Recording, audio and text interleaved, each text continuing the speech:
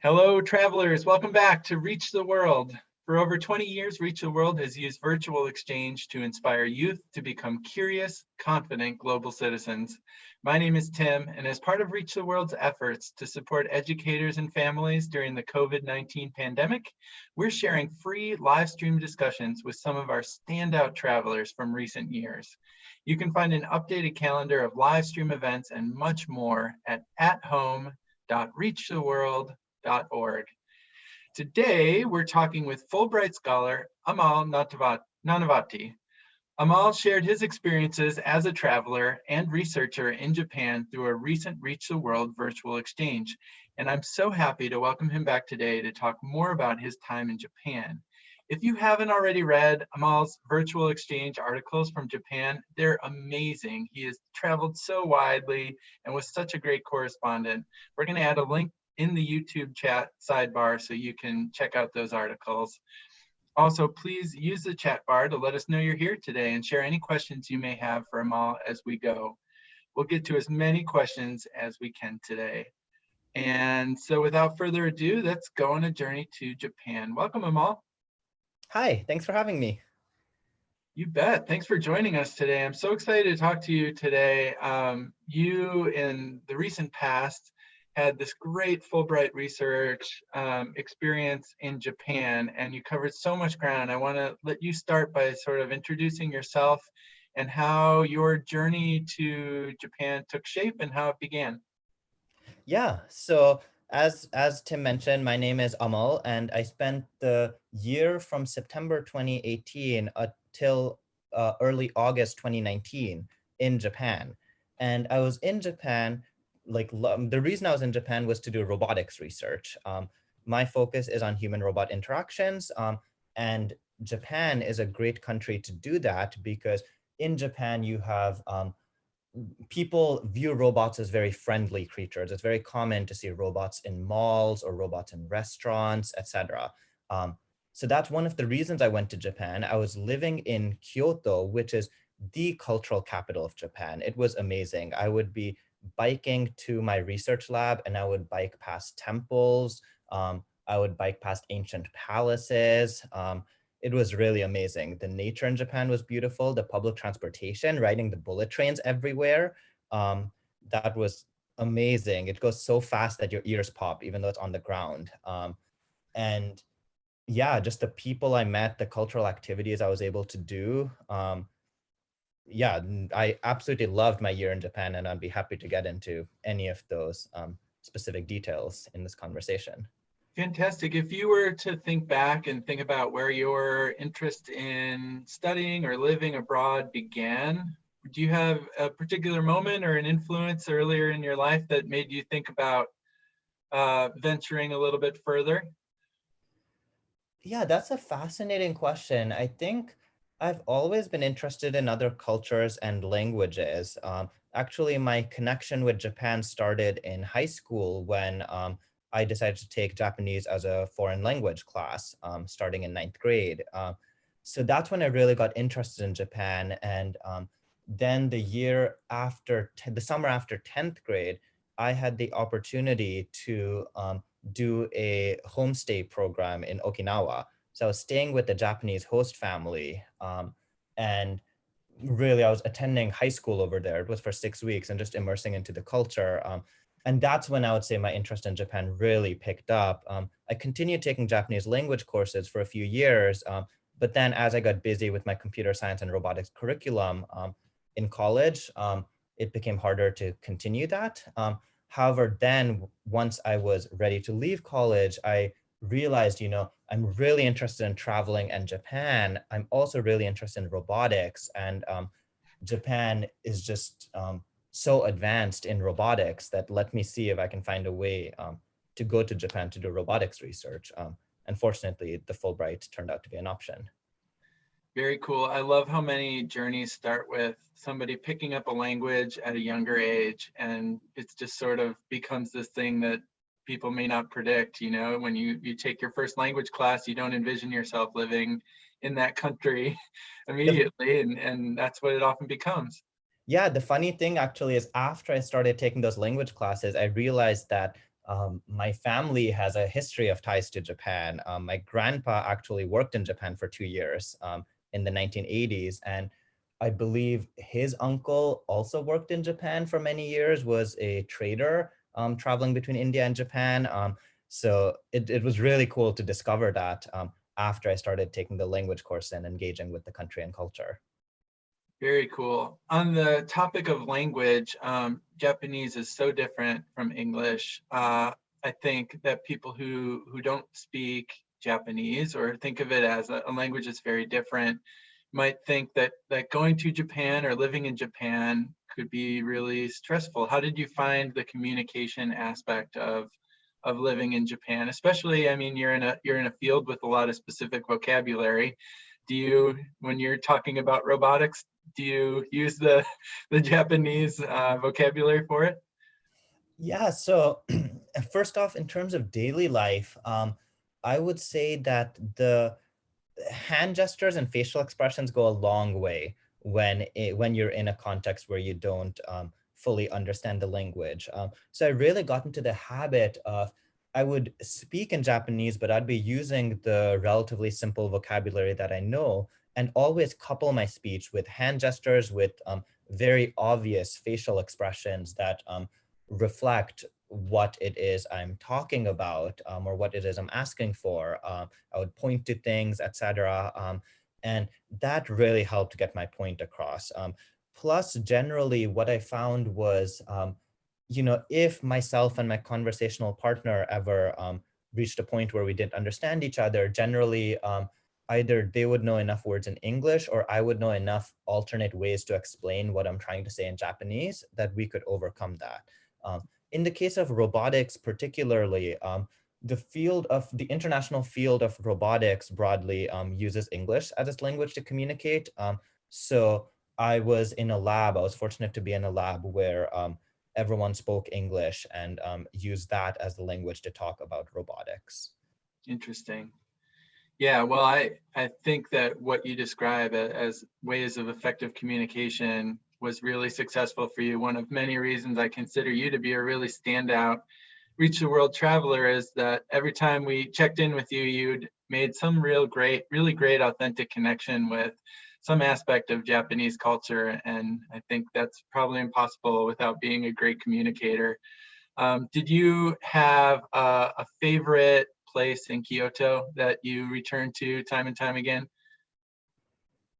Yeah, I would say my favorite place was actually this hill or mountain near my house called Daimonji. Um, so it's this hike, or I'm forgetting now how long it would have been, but it probably took an hour or two to go up. Um, and as I'd mentioned, one of the things I love about Japan was the nature. Japan's a very mountainous country. So there are just mountains everywhere, and these beautiful trees on the mountains, beautiful bodies of water, creeks and such there. And it's all very accessible by bus or train or other forms of transit. So I would frequently go on this hike to Daimonji, and along the hike, you'd see multiple temples to protect the travelers, who in this case are hikers. And then near the end of this hike, you get to a place where you can see this gorgeous view of the city of Kyoto. Just the whole city is in front of you, and it's facing west, so you could see beautiful sunsets over there. Mm. So I would frequently go there with friends just for a few hour like weekend like relaxation activity, and that was amazing. I was also able to meet like some interesting people on the hike. Frequently, if I went there in mornings, like during the mornings, elderly people would be doing exercises there, and they were often very friendly, very willing to talk about the history of the mountain. There was a specific festival associated with the mountain where on a day in August, they would light a particular part of the mountain on fire to look like for the kanji for big. And there was a religious meaning behind it, which I'm forgetting now, but there were 5 of these mountains with that symbol all around Kyoto, and they would light up those symbols at the same time every year. Wow, very cool.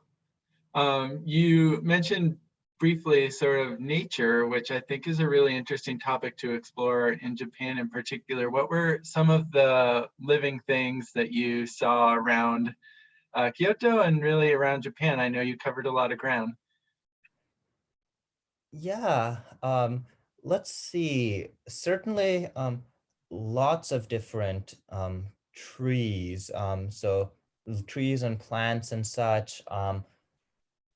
That Yeah, they were just gorgeous. Different types of moss. And in terms of animals, I'm trying to think. I remember when I was hiking, I would always see signs for beware of wild monkeys or wild boars. And they actually recommended that you wore a bell on your backpack so that as you hike, this bell would ring and prevent wild animals from coming towards you. Because generally, they don't want to see you and you don't want to see them. The only reason that a confrontation typically happens is if they didn't know you were there. Um, so there was that. Yeah, I was always astounded by as I went into nature, the nature was always so pristine. It wasn't the places I went didn't have like, concrete paths or anything. It was really a natural path there. But then you would always see these little markers of human life. Typically, there were either markers of how many kilometers you've hiked or shrines to gods or Mm. such. In general, in Shinto, the shrines are placed in nature. So that's why I saw so many on my hikes. But I don't think I saw any particularly special animals. But I did see a lot of amazing plants. Okay. Yeah, I think immediately of Japanese gardens, and I know that's a really special part of that culture. I know you in particular were drawn to the temples that you visited, and you shared so many great stories as part of your virtual exchange, from visits to different temples and investigating the backgrounds and the traditions associated with the temples. I know there's something you wanted to show us today, that you sort of is something you brought home from your temple experience that I thought was really cool.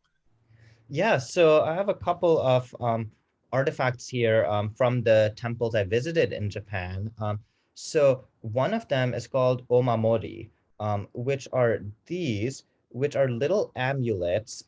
They always take roughly this shape, either rectangular or circular, roughly this size, and they tend to have writing on them. So yeah, you can see those characters over there, as well as in this yeah, these characters as well. Generally the writing is some combination of what these amulets mean, what they're for, as well as sometimes the temple that they come from. So these amulets, you see them at almost every Shinto shrine you go to, and they're meant to protect you or to help you achieve different purposes. So I believe this orange one here was for doing better in one's education. And this yellow one here was for peace of mind and peace of body. So generally remaining healthy. You go to the temples and you get them, you can buy them from the priests. And then there's actually an interesting festival. So on New Year's Day every year, you're supposed to go to the temple near your house, like your house temple. And then they generally create a large bonfire out of the omamoris from the previous year. And that, so I guess the idea is that they last a year, then they burn it. And I believe the smoke is supposed to perhaps send the omamoris up. I'm not too sure about the details of that religious belief. And then you're supposed to buy new omamori for the new year. So these are the mamoris. And then the second thing is that there's this book in Japan that you can buy called the Goshuincho. So this is an example of a Goshuincho. And it roughly translates to a stamp book. So it's a way of keeping track of what temples you visited, especially the more special or unique temples you visited. So every temple you go to, every temple I went to, I would get the priest to write the name of the temple along with the stamps associated with the temple in calligraphy on this book. So here are some of the the temples I went to, the text you see in the center of each page is generally the name of the temple. And then on the sides, you see the date of the visit, as well as just some other information associated with the temple. Sometimes they're phrases, sometimes they're names of important natural landmarks nearby, etc. So, every time I traveled, I took this book with me. I wanted to fill this book up during my time. And fortunately, by the end of it, I was able to fill it front and back. And I just find the calligraphy really beautiful. Yeah. Yeah, that's gorgeous. What a great memento from your time there. I want to ask you a little bit about food in Japan because I know that that's a topic we could talk about for hours, if not days. Did you have any great discoveries in terms of food that you really liked or anything that caught you by surprise? Yeah, so one of the things I discovered in Japan was how amazing even simple foods could be if the ingredients are fresh. So one of my favorite restaurants I went to, it was actually a vegan restaurant. And I learned that there's actually a very large vegan tradition in Japan that came out through Buddhist temples.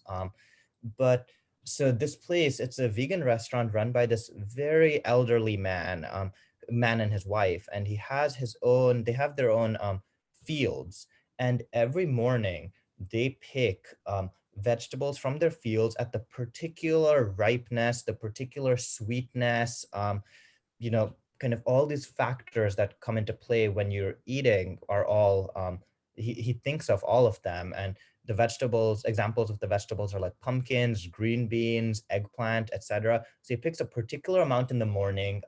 He then in his restaurant, he really prepares them with the minimal flavorings possible just to bring out the natural sweetness and the natural texture of those ingredients. So, really, if anything, the only additional kind of toppings like these dishes have are salt, really, maybe a tiny amount of soy sauce or oil or something. But yeah, and it's so delicious. Despite that, like, that made me realize that freshness and the quality of ingredients is the key. He also used to have, I generally used to think of tofu as only a soy-based food, but it turns out you can have peanut tofu, you can have sesame tofu, Hmm. etc. So I got to experience all of that at his restaurant. I also really loved the huge variety of ramens that I got to taste and that there were. Almost, yeah, probably every street corner. If there were restaurants on the street, there would probably be at least one ramen place there.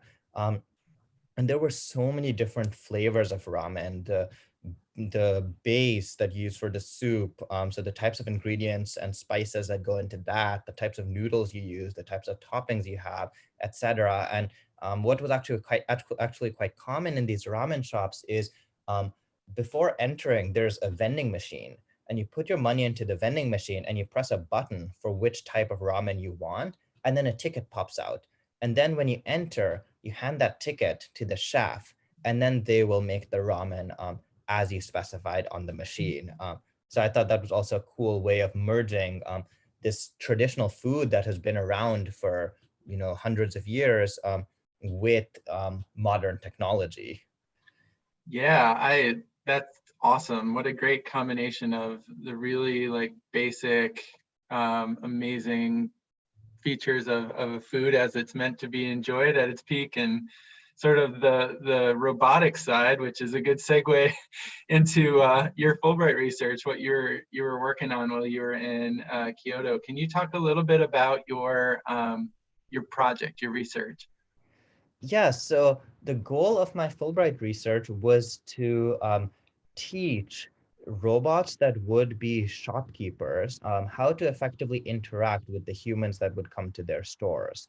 Um, so the idea is that how humans communicate, what humans want and need, etc. It's very, very complex, and we can't create an effective robotic shopkeeper with just by saying, if the human says, show me the shirts, then walk to the shirt aisle, right? Maybe the human won't say exactly that. Maybe they'll say, where are the shirts or something. So my idea instead, my lab's idea was to use data of how a human shopkeeper interacts with human customers. So this data was in the form of, we'd use microphones to gather their speech, and we'd have video cameras and other sensors around that would record their motion, and use that data to then learn how a robotic shopkeeper should interact with human customers. Um, so it was, a lot of it was about understanding, what types of things human shopkeepers would say in response to a certain type of utterance that human customers might make. How the human shopkeeper might follow or not follow the motion of the customers, as well as what you do when there are multiple customers who are talking, how you decide who to focus on and who to ignore. So a big part of that was using neural networks to learn from this data, such that as human customers are in this actual store, this neural network would take in the data of how they're moving around, how they're talking, etc., and then tell the robot what to do in response to it. Wow, fascinating. You touched on this a little bit before, but I think it's worth sort of reiterating and going into more detail on why is Japan the perfect place to conduct this kind of research? Yeah, so before I went to Japan, one of the things I knew was that in Japan there's a greater societal acceptance of robots, but I wasn't sure why then. And what I mean by this is that in Japan, in malls or in restaurants, even in hotels, it's relatively it's not uncommon to see robots there who might greet you, who might be there to answer your questions, or just be there to entertain your kids as you do your shopping. And that's not really something we see in the US.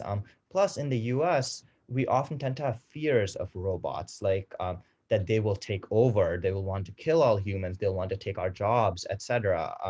So so in Japan, because you have an increased number of robots in human society, like Japan's a great place to do this type of human robot interaction research. Now the question is, why is that?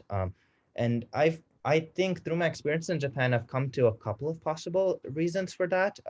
One is media. So in the US, as I mentioned, when you see robots on TV or in movies, generally they are evil robots. They want to kill humans. And in contrast, in Japan, one of the cartoons that kids start seeing from a very young age is called Doraemon. And there's another one, and the English name of that cartoon is Atom Boy.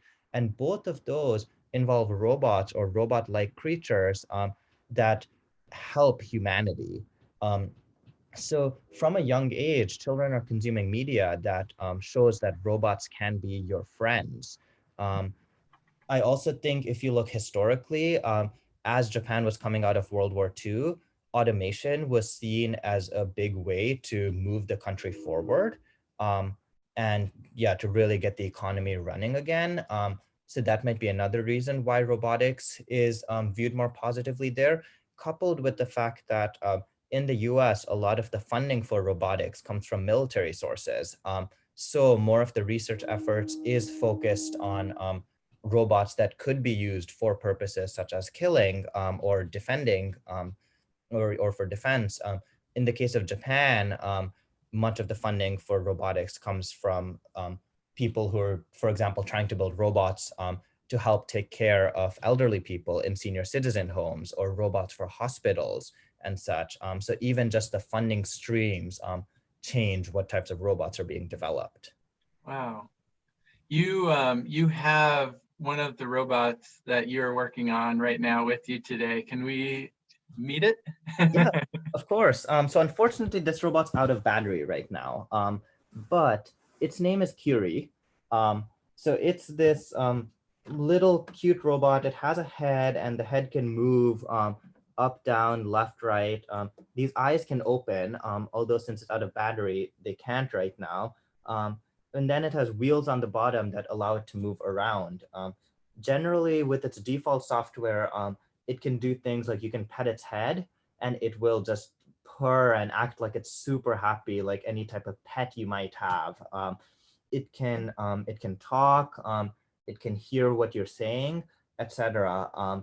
And what I'm using it to focus on is to investigate how robots can effectively ask humans for help, because as we know, the world is always changing, and we won't be able to write software for robots that allows them to deal with every possible scenario they might encounter in the real world.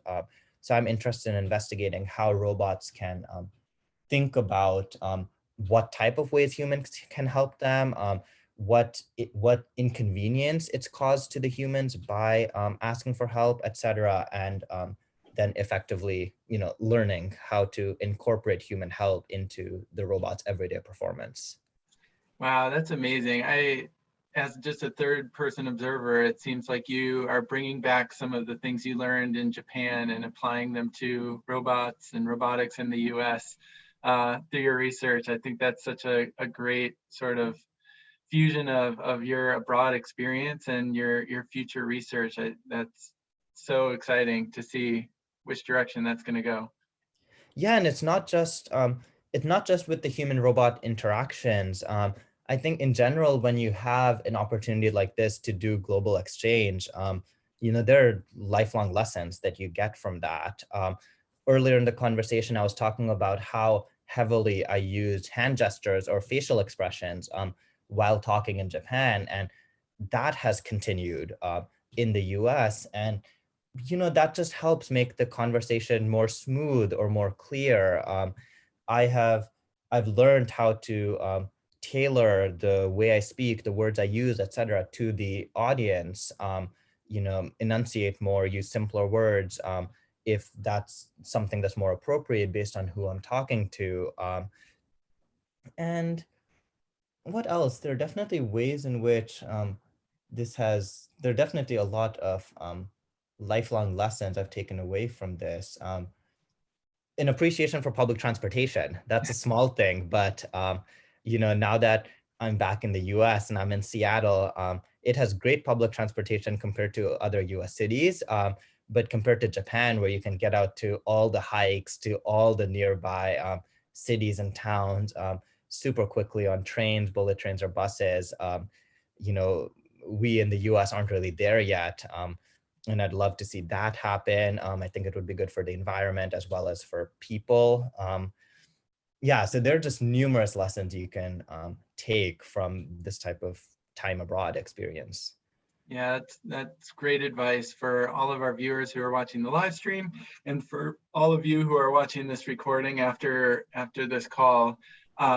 There's so much more to Amal's virtual exchange.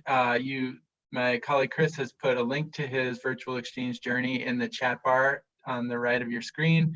So please click through, read a bunch of his fantastic articles from such a wide variety of experiences in Japan. And we're going to have a chance to loop back around and connect with them all again in a couple of weeks so that we can ask him some more questions and really get the full benefit from this incredible experience he had in Japan. Amal, I want to thank you so much for your time today. I really, really appreciate you connecting on this call with us. I want to thank our entire YouTube live stream audience for joining us today. What a fascinating conversation. I have so many more questions, and I know you will too. We'll get to some of them and more next time we connect with them all. So we've got a couple more live stream events this week. We have a full lineup of STEM-related live stream events next week. So please visit athome.reachtheworld.org for an up-to-date lineup of events and links to those live streams. And until next time, I guess that's goodbye. Thank you, Amal. Yeah, thank you, Tim, and thank you to all the viewers as well as Reach the World for making this happen.